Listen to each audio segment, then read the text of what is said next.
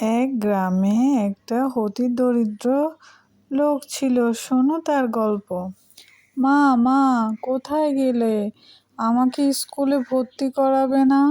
সবাই স্কুলে যাচ্ছে মা।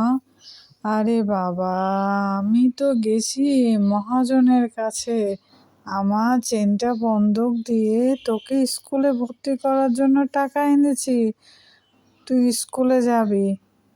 তো মা, স্বর্ণগুলো ছাড়াবে কিভাবে? আচ্ছা, এটা পরের কথা, পরে দেখা যাবে। আগের কাজটা আগে করে নি, তারপর দেখা যাবে। চল বাবা চল, তোকে স্কুলের জন্য রেডি করে দিই। না মা, এভাবে আমি যেতে পারবো না।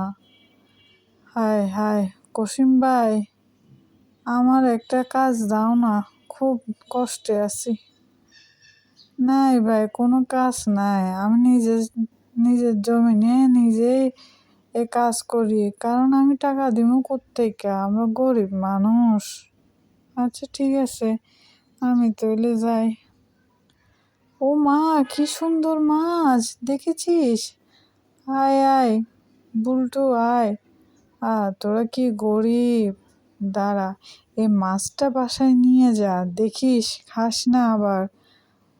তুই মাছটা পুকুরে ছেড়ে দে, মাছ যখন ডিম পারবে, অনেক বাচ্চা হবে, মাছগুলো বিক্রি করে তোদের জীবন অন্যরকম হবে। যা বন্ধু যা, আমরা তোর এরকম কষ্ট সহ্য করতে পারছি না।